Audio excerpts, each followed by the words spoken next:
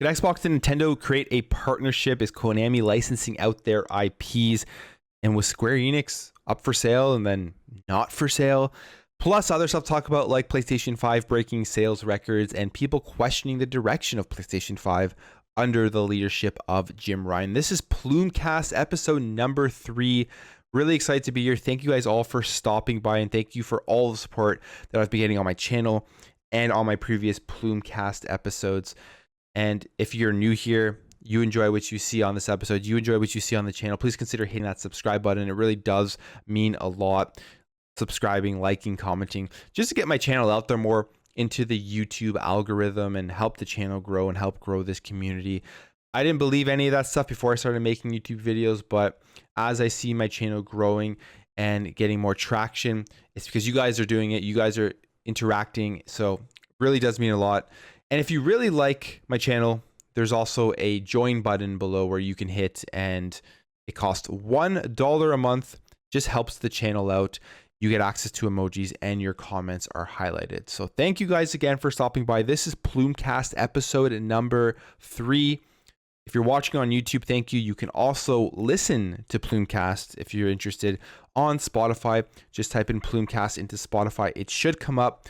But if that doesn't work, the link to the Spotify episodes are in the description below.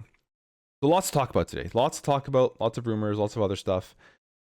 Let's just jump right into it. Let's just get right into the first topic that I wanted to go over this week. And that is one of the biggest rumors swirling around the internet. And it is that Microsoft and Nintendo could potentially be creating a partnership later this year. Now, again, with all these rumors, you got to take it all with a grain of salt. You have absolutely no idea whether any of this is true.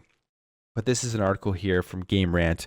And they are saying that a reputable leaker has taken to Twitter to reveal that an announcement about a deal between Microsoft and Nintendo could be coming this fall.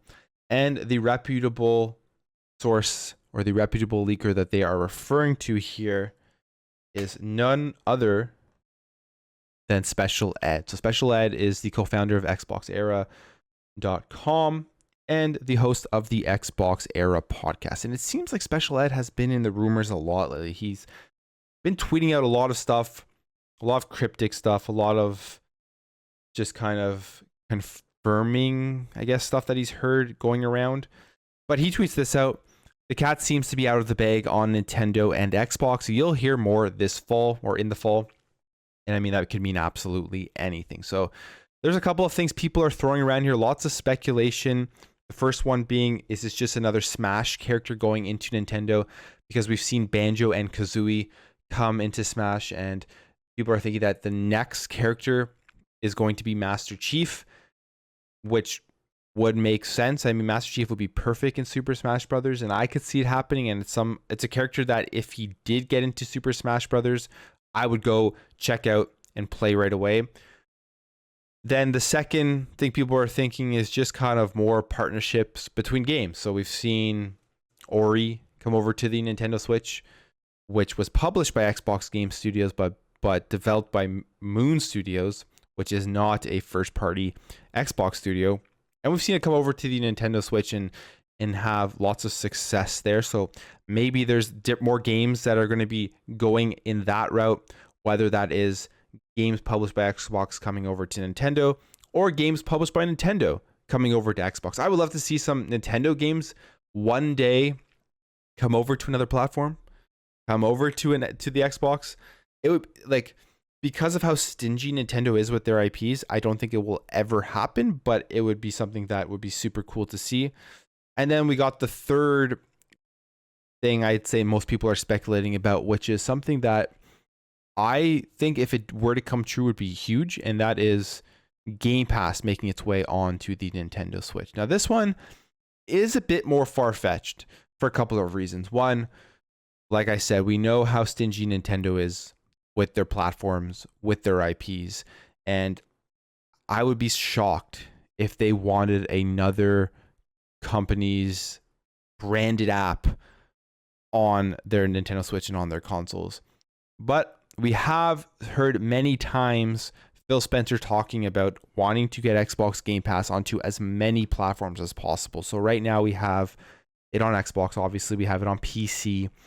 We have it on Android phones, and they're trying to get it on iOS through the browser workaround, and we're not sure when that's going to come out. But people are thinking that they're going to announce it for iOS in the next couple of months because they have all of these events coming up, and in these events, other than E3, I believe they're not going to be talking about major game releases or games that are in the works or anything like that. So one of the things they could be announcing is Game Pass being released on iOS through the browser.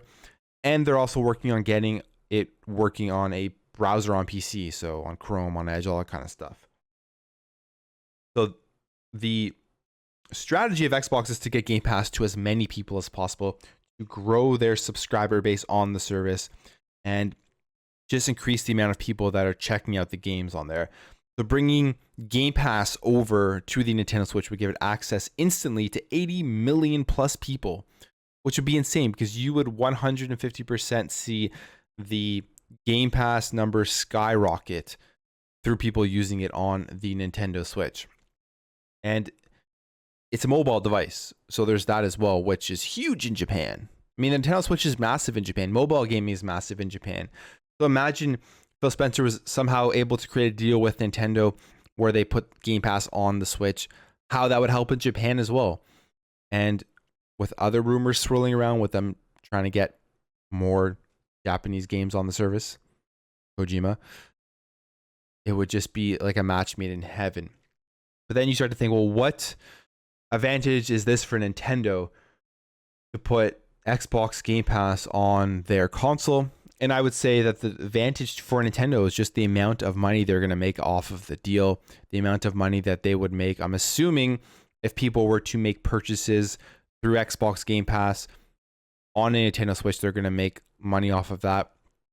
So the bottom line is going to be the big advantage for Nintendo.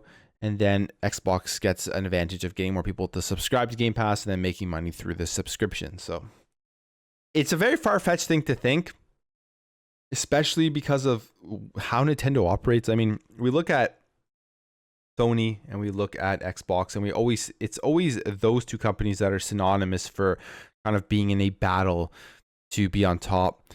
And then you got Nintendo here on the side, just kind of doing their own thing, and just with the Nintendo Switch, just literally killing it by selling so many. It's just always a hot commodity. It still is. And when did this, like, the Switch has been out for, what are we at now? It came out in what, 2017? 2016? I think it came out in 2017, which is like 4 years ago.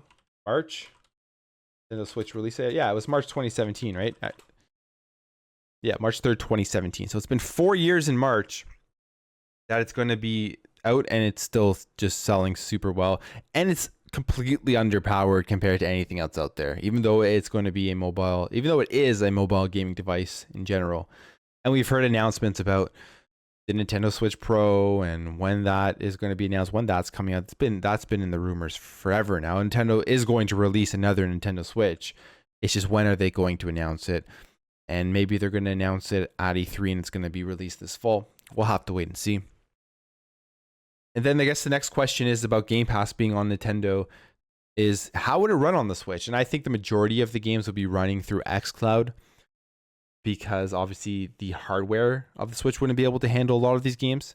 It will be able to handle a lot of those smaller indie games and stuff, but we also have to keep in mind with these next-gen games, it's not just like the graphical stuff that it won't be able to handle, it's also the memory speeds and the SSD, which would make it extremely hard for the Nintendo Switch, or even a Nintendo Switch Pro most likely, to be able to run these games natively through downloading them. So with that being said, there'll probably be xCloud if this were to happen.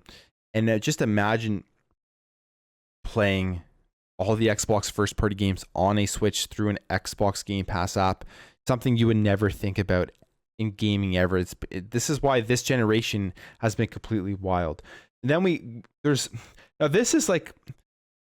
this next thing for this rumor is this picture here that Halo tweeted out. And if you're listening on Spotify, basically it's a picture of Super Mario, Bowser, Donkey Kong, and Koopa all in Halo gear, holding weapons in the Halo universe. And Halo tweeted this out, basically just showing it's a artwork from somebody called Pika Thorchu or Jake B. And this person, Jake B, on Instagram has 4 pictures that they've posted, and 3 of them are a mashup between Pokemon and Marvel. He only has 271 followers, but the 4th picture here is of Super Mario and Halo mashup.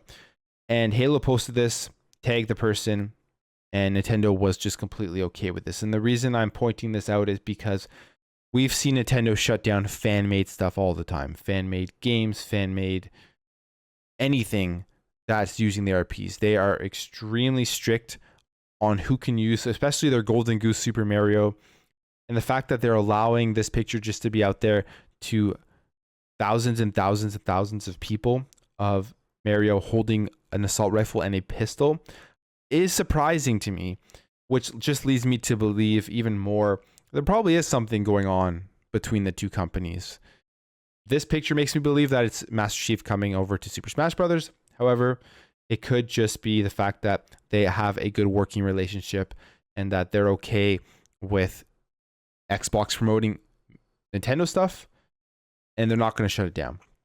I don't know, but just to me, the fact that Nintendo is completely okay with this picture right now, using their properties with the Halo stuff, it makes me think a little bit that maybe there is some validity to this rumor. Maybe I'm looking way too far into this picture, but that's just the way I think about it.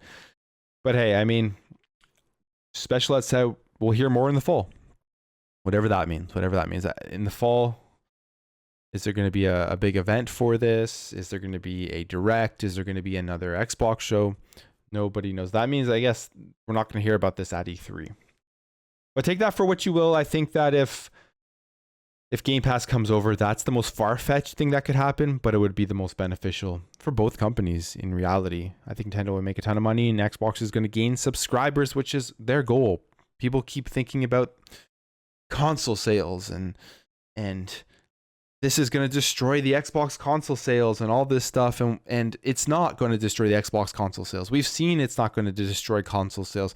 We thought that bringing Game Pass to PC or not having an exclusive Halo Infinite on launch day was going to destroy the Xbox console sales, and it was doom and gloom, which was all wrong. Like, we've seen the Xbox sell out every time it's been released.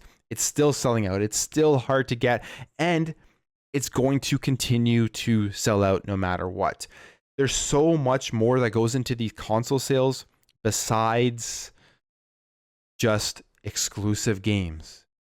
That mentality is, in my opinion, it's very flawed in 2021. I mean, you look at the Xbox, the price you're paying, the power and value you're getting under the hood, the access to the amount of third-party games and games through Xbox Game Pass you're getting, that alone is selling the Xbox console. Imagine just, hey, I want to play Call of Duty Warzone at 120 frames per second, but I don't want to spend $1,500+ on a PC. Well, you can just go out and buy an Xbox Series S for $299 USD. That's going to sell consoles like crazy. So this stuff where if Game Pass comes onto other stuff, it's going to destroy the console sales and it's going to be the end of the console for Xbox. No, I don't think that's true at all.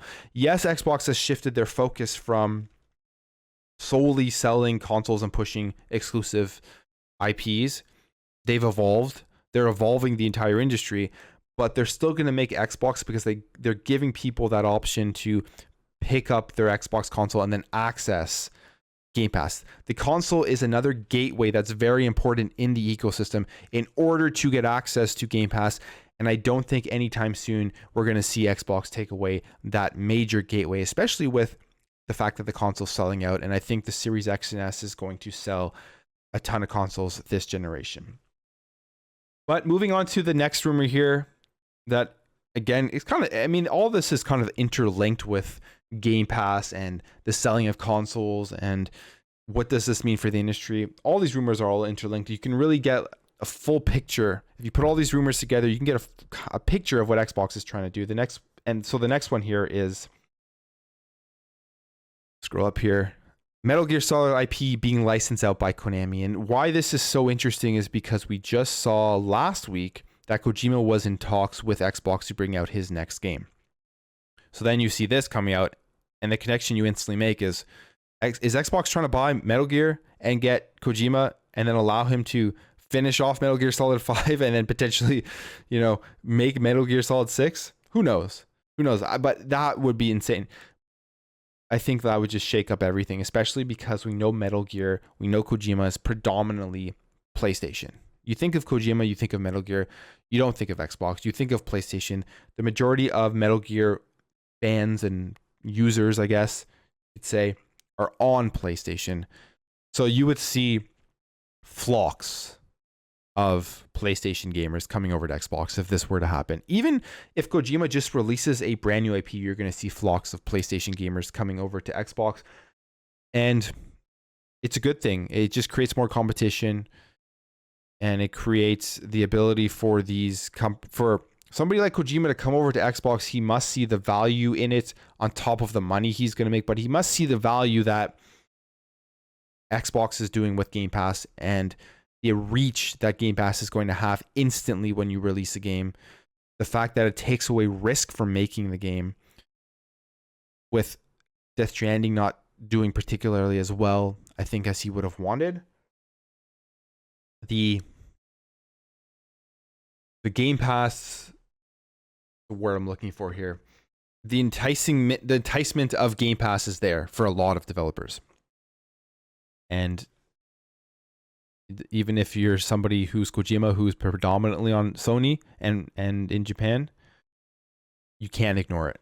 But anyways, the rumor here is from ACG, and I've been watching ACG forever. Really respect the work that he does. Probably my favorite video game reviewer that I've ever watched. I don't know anyone there's lots of great reviewers out there, but I don't think anyone does it better than ACG. I don't think anyone even comes close. And he's super honest, and you can tell that he's not paid and stuff like that, which is all adds to his greatness as a reviewer.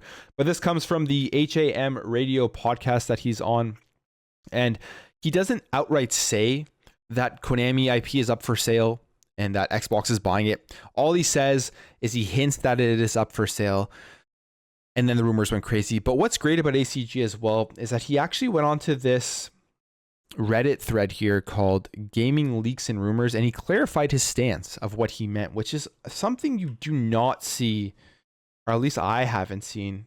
Correct me if I'm wrong, but something you do not see a lot of these leakers do, who are just looking for notoriety to gain followers, even if they know that the rumors that they're spouting is bullshit. But ACG comes on here onto this Reddit thread and gives clarification for what he meant, which I think is great. So I'm going to read out to you. It's a little bit long, but I think it's important to read so we know where he's coming from.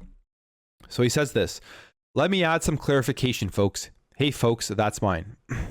The person who told me this has been with me since Far Cry Primal leaks, LOL, and mostly has been right. From Bethesda moving to 0-day review code, and this year to Deathloop, Bloodlines, Dragon's Dogma 2 leak, Xbox Game Pass boost or Xbox Game Boost work, and a couple more this year. I was simply stating I had heard from a source, the same that informed of the Xbox Boost, the death loop delay, Bloodlines, and other stuff I had talked about as saying this is happening, that Metal Gear itself was in the way up for grabs." Sorry, I'm doing this podcast this morning and I'm having a coffee and I'm just getting it's hard when you're continuously talking, the burps start coming up. But let me continue here. Which then popped up in this discussion about Kojima. You guys should know that I am not a huge Kojima follower as a person and don't work on personal leaks really ever, as I find it a bit creepy. That source has been reliable all this year, so I said it. I don't have time to really discuss BS, so I don't repeat most. But they were right about the Bloodline stuff, the Deathloop stuff, so I figured it was worthy. So far, they have hit 8 for 8 this year, so which is crazy. They're batting 1,000 on their rumors. And we're right as far back as Far Cry Primal, prior to it being announced by a huge margin. So it's a great clarification. Basically, all he's saying is that he heard that the IPs are up for grabs from a leaker who has been 100% correct on every leak this year, 8 for 8. He would generally just ignore bullshit, but because this person has been correct, he brought it up, and he didn't even say anything really on the podcast. He just hinted at it, and then we got to speculate. But it's good that he kind of clarified what he meant. So if we're looking at percentage wise, there is a pretty good percentage that this leaker has good information and that Metal Gear Solid is up for grabs. What that means is anybody's guess. Does that mean they're focusing specifically on where Kojima is going to do his next game? Maybe to make amends with him, because we know the fallout between Konami and Kojima? Or does that mean they are just putting it up for grabs and the highest bidder is going to get it? That's probably what they're doing.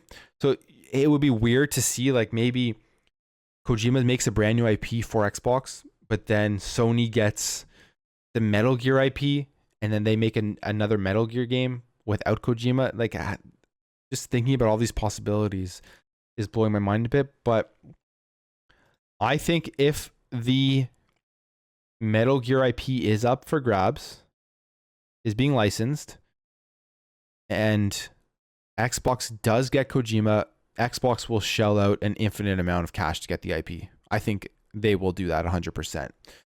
Because they'll know how huge that will be for getting people from PlayStation to sign up to Xbox Game Pass and getting gamers in Japan to sign up to Xbox Game Pass. Imagine playing the next Kojima game, which could potentially be a Metal Gear game on xCloud on a mobile device in Japan. It would be crazy how successful that, well, at least I think it would be extremely successful.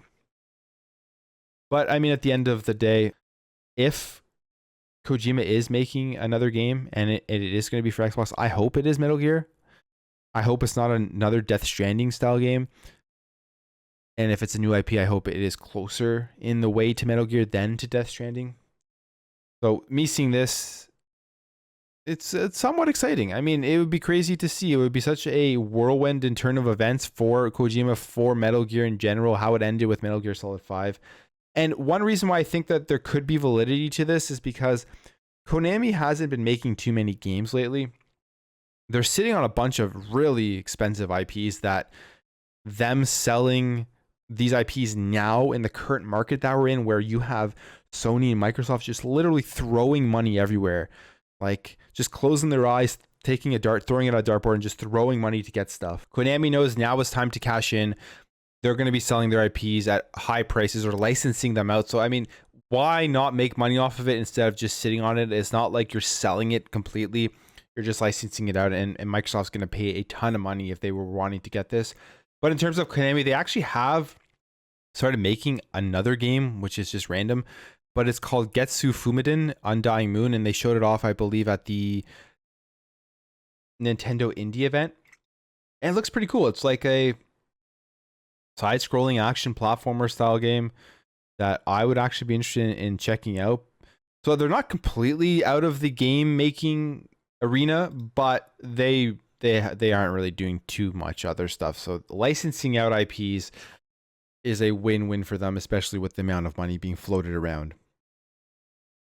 So if this were to happen, I don't know, it would be crazy. It would shake up the industry a lot. And I hate to say this, but I say it because it's funny. It's funny to talk about. Like, I try to be completely positive on my channel because there's so much stupidity in the gaming industry.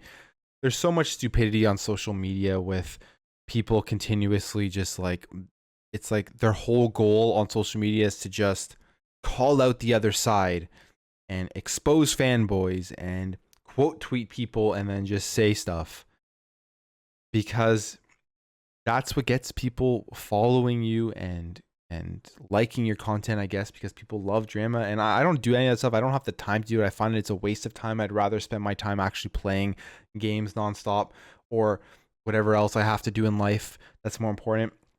But the fallout and the meltdown from like the crazy fanboys that just love doing that kind of stuff and like love just talking on social media is going to be hilarious to watch from the sideline. I can't lie.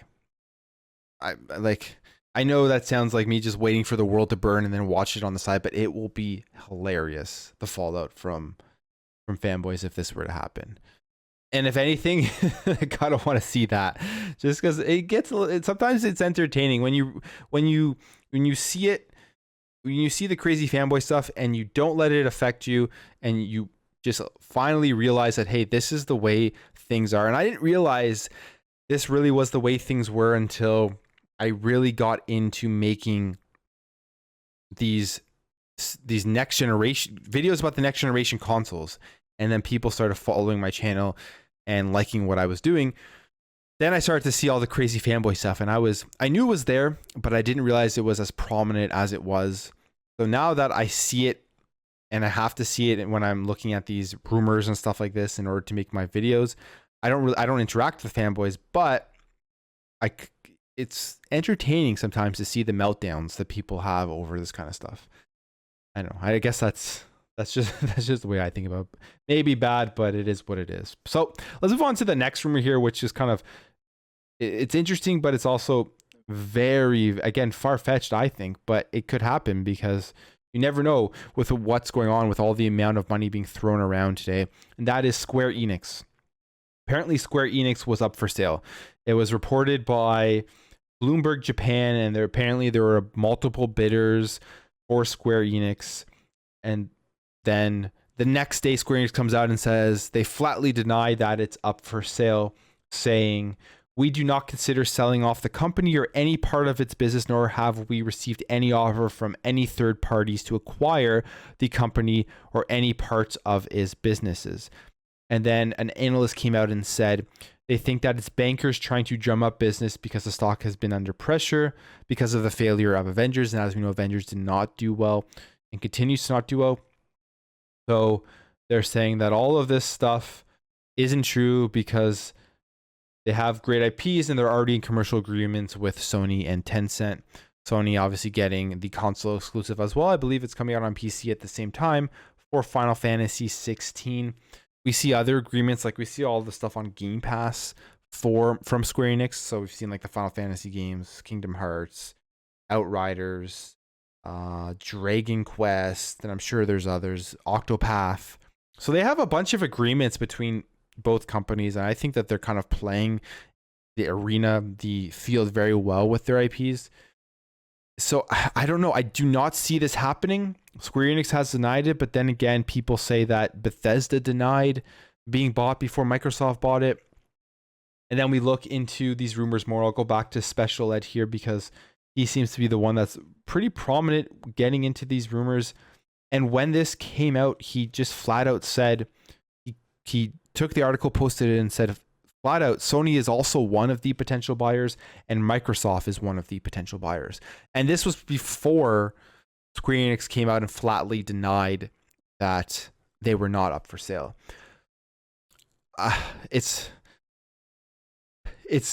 Square Enix being up for sale to me sounds too far-fetched. I don't think it's true. I think that them denying it is clear. And I don't think that they're going to sell. I personally don't think that they're going to sell. And I think that these leakers who are coming out and saying things like Microsoft and Sony are looking to buy it, if it doesn't come true, I think it does kind of hurt them a little bit for future leaks. But because even Jez here from Windows Central, if I pull it up, he pretty much was like, yeah, this isn't true. It doesn't make any sense. So I'm not the only one who doesn't think that there's any real validity to this kind of stuff. But yeah, I mean, you never know. You never know. As like people say with Bethesda, they flat out denied it and then it happened. And just imagine if Microsoft were able to buy Square Enix. I don't even know if I would be completely like over the moon for it, other than the fact that it would just, like, I like Square Enix games, but it would just completely get them into Japan. That would be the main thing for this. And I'm trying to find where Jez commented on it, but I can't find it right now. But yeah, there's people that think it's not true, and then there's people that are kind of pushing it as a real rumor. I'm with the people who think it's not true. But let's say it were true. Xbox gets Square Enix. It would be insane because it would get them right into Japan. They would be able to put all of their games instantly on Xbox Game Pass, make them available through xCloud, make them available through mobile. People in Japan would start signing up for Xbox Game Pass. We know Phil Spencer has talked about wanting to get into Japan. It's starting with Tango Gameworks. They're trying to get Kojima. They're continuously trying to get more Japanese games from like, well, Square Enix already has a pretty big library on Game Pass, but get those games available on xCloud for the Japanese gamers so that they sign up for the service when xCloud is ready. Square Enix would just kind of be the final, I think, nail in the coffin to get to kill the how badly they're doing in Japan. I think they would start doing a lot better, which is why I can see when people say Microsoft is bidding on it, it for sure makes sense. And then I can see why Sony would be bidding on it, because they already have their timed exclusives with it. We saw it with Final Fantasy VII Remake. We're seeing it with Final Fantasy 16.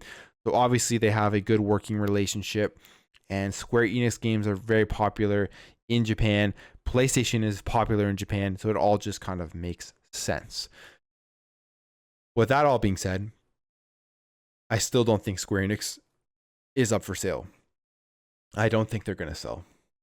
I don't really have too much more to say other than that on this rumor, because I think it's really out there, but I don't know how Bloomberg Japan just randomly reports this, because they even say it's not even from a verified, or it's not even like the source didn't give any more information other than, hey, Square Enix is up for sale. People are bidding on it. Okay, great. Like, I could come out and say that, right? I'm being very skeptical on this one, but it could happen. I mean, anything can happen.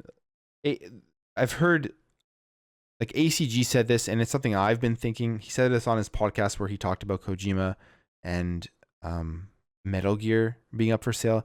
And it's something that, before hearing him say, I've thought about it as well. It's just, we need to sit back and realize how much money these companies have, how much money is being thrown around.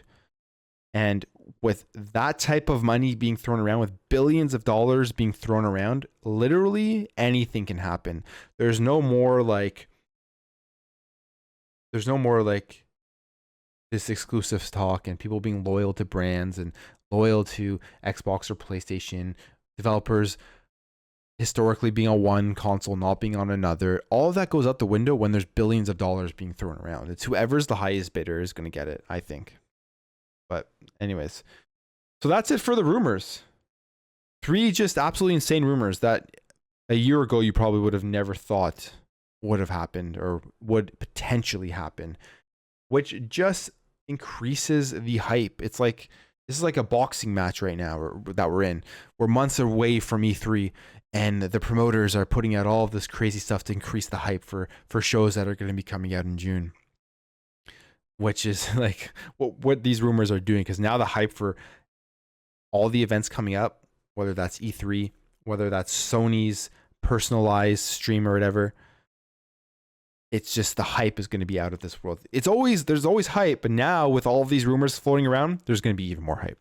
All right, so moving on here to the next topic, and this is an article from Jeff Grubb on GamesBeat.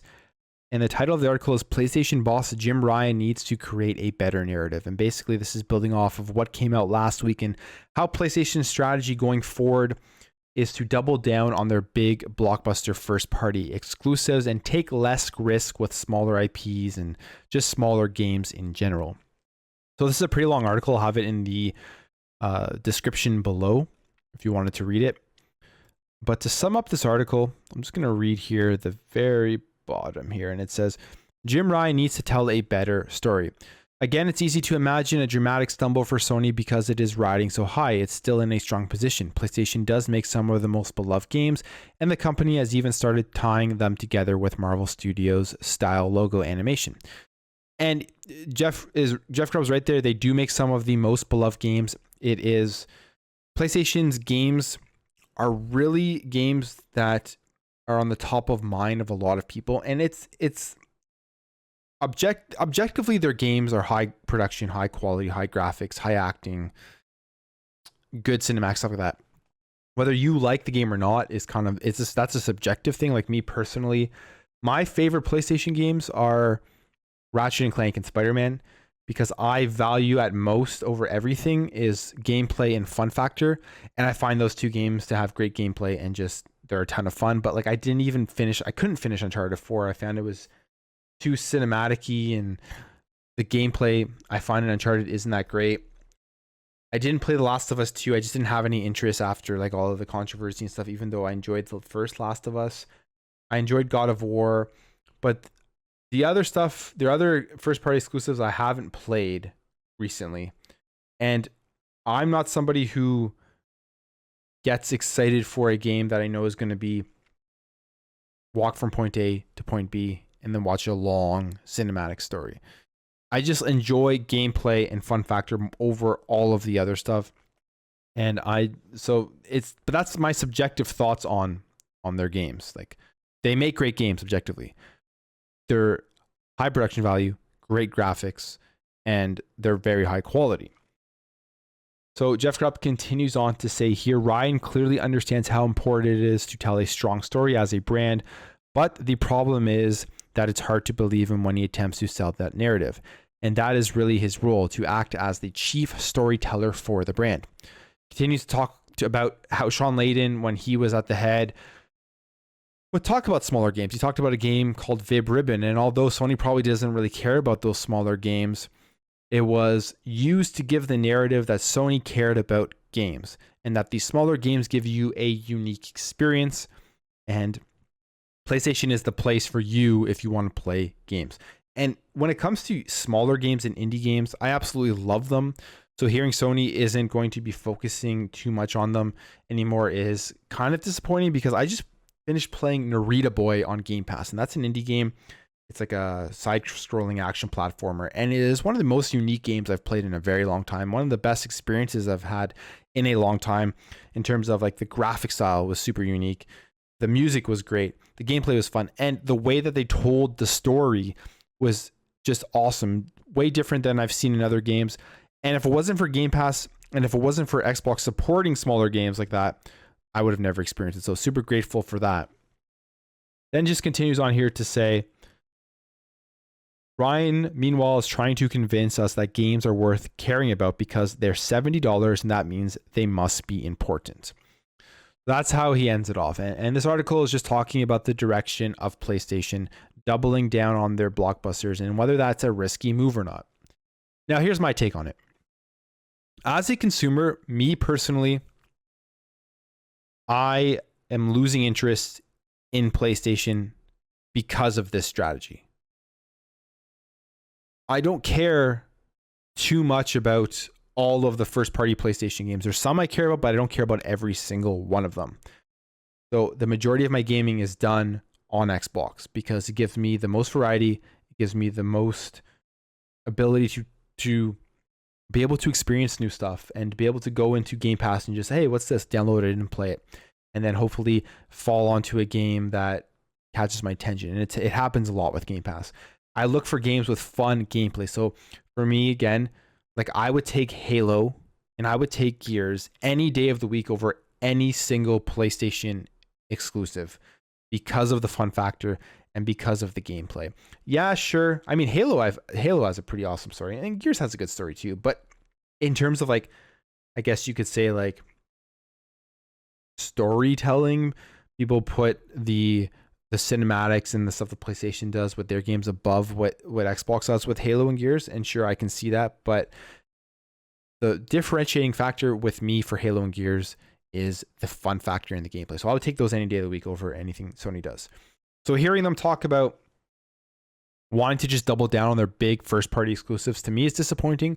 But from a business perspective, objectively taking a step back, I can 150% see why Jim Ryan would want to do this, want to be more conservative, not take risks, and just focus on those big games. Firstly, PlayStation rolled over Xbox with the PS4. We all know the Don Magic stuff. We all know how much that affected Xbox One. We all know the $100 price difference affected the Xbox One. And we're now just starting to see Xbox turn around with Phil Spencer at the helm and all the amazing stuff he is doing. And it's just going to continue to go up from there with the work that Phil Spencer's doing. But we all know the Donnie Magic story. So PlayStation with the PlayStation 4 had so much momentum, or has so much momentum, that now the PlayStation 5 is released. And it is the fastest selling console in US history. So it's This is from NPD. And the PlayStation 5 is the fastest selling console in US history in both unit and dollar sales. So this is lifetime sales with 5 months on the market. And we look at that. I look at that. And there's only one reason why the PlayStation 5 is selling so well. Well, there's not one, but there's like one major reason, and that is brand recognition, which leads back to Jeff Grubb's article and telling his story. The brand recognition for PlayStation it's the number one console and the number one gaming thing that the majority of people around the world think about, I believe, even higher than Nintendo. When people think about video games, they're like, okay, I got to go buy a console. They'll think PlayStation. That's it. They don't look at what's actually happening with competitors. They don't look at some of the issues with the actual console. They don't look at the games that are currently available right now for the PS5. They just look at PlayStation and got to get it. That's it. Which is why, to me, it's not surprising that it's the number one fastest selling console, and why Jim Ryan wants to double down on that mindset. That's it. He says he wants to double down on blockbusters and their big first party games. But really, what he really wants to double down on is the mindset behind the people purchasing PlayStation, which is no matter what PlayStation puts out, they're going to run out and buy it. They could slap anything out with PlayStation Studios logo on it. People are going to run out and buy it. And he's a smart businessman for seeing that. We sit here and we look at the news recently from the beginning and the launch of these next gen consoles, and it has been like 90% positive, amazing, great news for Xbox. And there hasn't been really anything that's come out about PlayStation. And what has come out has been pretty negative. We look at the console itself. It's a big, bulky console. It's not well built. I made a video that has more hate on it.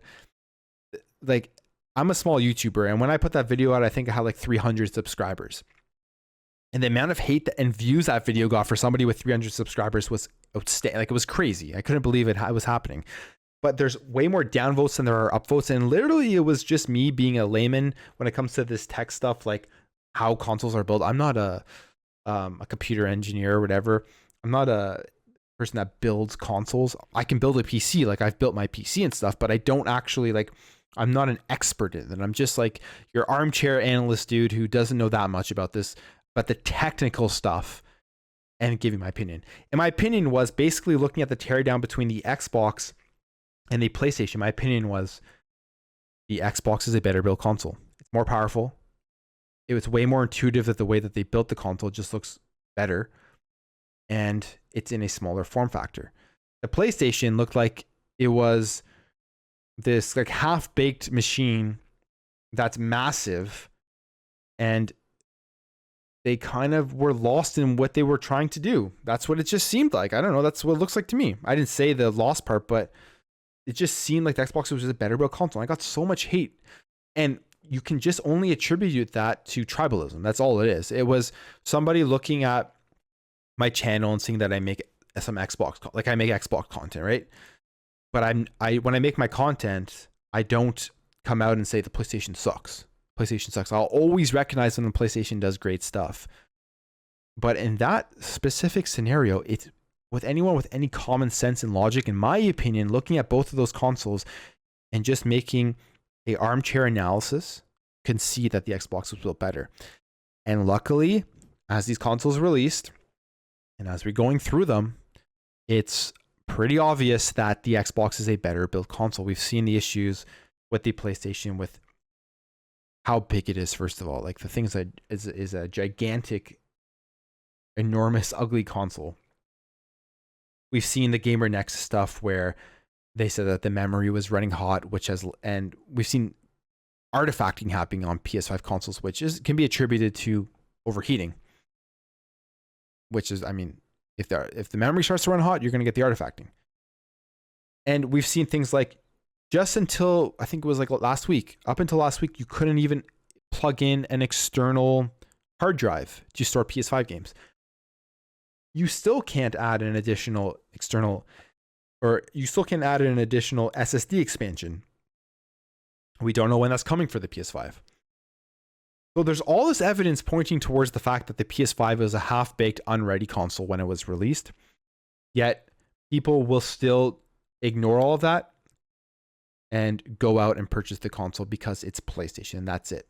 Or they just don't even know about that stuff because they don't follow it, but they want a new console, and the number one console that comes to mind is PlayStation. And well, that's why I'm not surprised. You see the tribalism on that video. So it's not surprising that it's the number one selling console, and it will be the number one selling console throughout this entire generation, I believe. Like, I don't even think we need to debate sales anymore. Like, we know PlayStation is going to sell like crazy in a time where I believe that unit sales of a console doesn't mean much, or doesn't mean anything really for Xbox. Xbox is about getting people into Game Pass. So like, the ship has sailed completely when it comes to this like unit sales console wars crap. Like, it doesn't matter. It really doesn't matter. And that's not me trying to move the goalpost for Xbox. Like, PlayStation is a better selling console. It's been like that for a long time now. It's nothing new. It will continue to be like that in terms of unit sales. But the strategy from Xbox is because they know, hey, we can't compete with the unit sales of PlayStation. We got to come up with something better. And Phil Spencer has done a great job with like coming up with Game Pass and giving that value and realizing that this is the way to counter that unit sales. And they're going to make more money in the long run through the subscription-based model than selling PlayStation's at a loss and pushing those unit sales and then focusing on those big first-party blockbusters. But I guess the point to all this that I'm trying to make is the branding and marketing that PlayStation has for their console is outstanding. People think about PlayStation when it comes to gaming, when it comes to consoles, and it's going to be like that for a very long time. People just ignore the bad stuff about PlayStation. They're still going to go out and buy the console. Like right now, there really is no reason to buy a PS5. People who are buying it from scalpers for thousands of dollars was absurd. There was absolutely no reason to do that. And when it comes to the scalpers, even if there was no scalpers, the PS5 would still be the number one selling, because take out those scalpers, random people would still be going out and buying the console. So PlayStation and Jim Ryan and his narrative to double down on the big first party exclusives makes a ton of sense. He knows tribalism is going to play out. He knows that their marketing and branding for the console is so strong. They could put out anything and people are going to rush out and buy the first party games at full price on day one, no matter what. And on top of that, we look at their fastest or their best selling PS4 games to date as of March 2021. The number one PS4 game is Marvel's Spider-Man at 20 million. Then you got Uncharted 4 at 16.25 million. Then you got God of War at 11 million. And you got The Last of Us Remastered at 11.78 million. So there's 4 still today PS4 or PlayStation first parties in the top 10 of million units sold for their games. So they look at all these numbers. They look at how these games sells.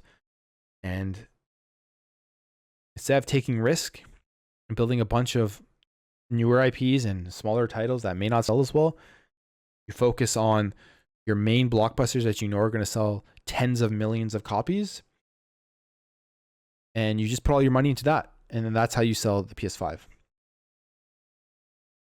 So with that being said, I originally thought, and I guess on the side though, that they do have PS Now and they have the PS Plus stuff, but I said this in my previous video, we can talk all we want about PS Now having a bunch of games and all these great games and everything, but until they start putting their first party games day one on the subscription service, I don't think it can compete with Game Pass, because Game Pass, you're getting Xbox Game Studio games day one, and now we're seeing third party games come over day one, and like big third party games, Outriders, MLB The Show, potentially Battlefield 6 in the future. And I don't think PlayStation is going to be able to compete with that. I think they're too late into the game to be able to compete with that third party stuff coming onto Game Pass on day one for a couple of reasons. One, because we're seeing how well they do on Game Pass. They already have that relationship built between Xbox and the developers.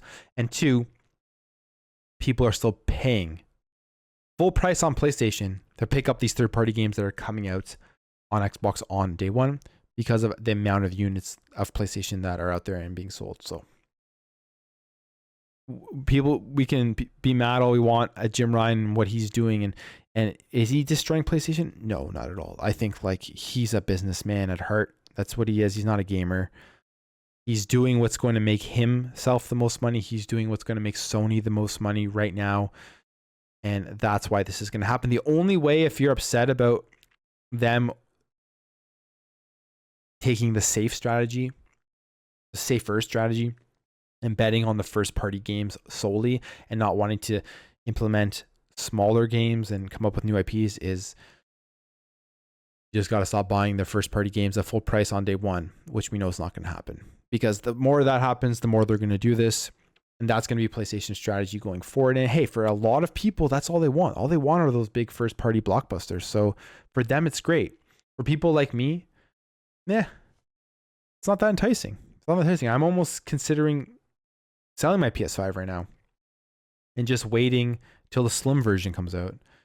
Because for me, although I love Ratchet and Clank, I'm not going to pick up Returnal at full price, but although I love Ratchet, it's a game that, it's one of my favorite series. It's a game that I have so much nostalgia for back on the PS2, and I've played every single Ratchet and Clank. I absolutely love the series, and I'm excited for Rift Apart, and I want to play it. I don't know if I want to shell out, because I'm guessing it may have that PS5 premium price of $89.99 here in Canada. I don't know if I want to shell out $100 after tax for a brand new game. I know it's me just being spoiled with Game Pass, but I don't think I do. I think I will wait until Ratchet and Clank gets down to like 30 or 40 bucks. There's no point in me even owning a PS5 right now. I may sell it and I may wait for a slim version. I don't know. If that's the strategy Sony's going, that's for me personally. But hey, they're going to make their money and that's why they're doing it. So with that being said, I think that's going to end off this week's episode of Plumecast.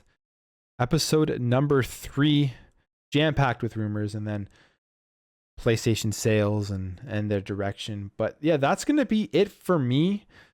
This is the third week I've already been making this podcast, and it's been a ton of fun. I love to do it.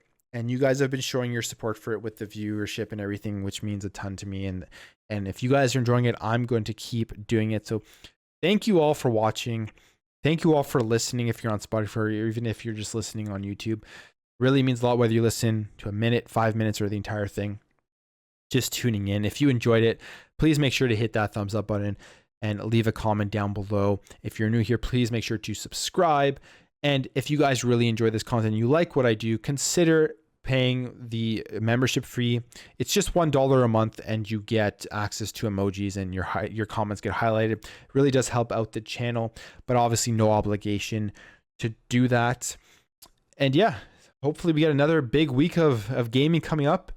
And if you're only tuning into Plumecast, I will catch you in next week's episode again. But pay attention to my channel all week. I pretty much do daily uploads unless there's literally nothing to talk about. But I pretty much do daily uploads on gaming news, Xbox news. So stay tuned for that. And that's it for me. Plumecast episode 3 signing off, and I will catch you in the next episode.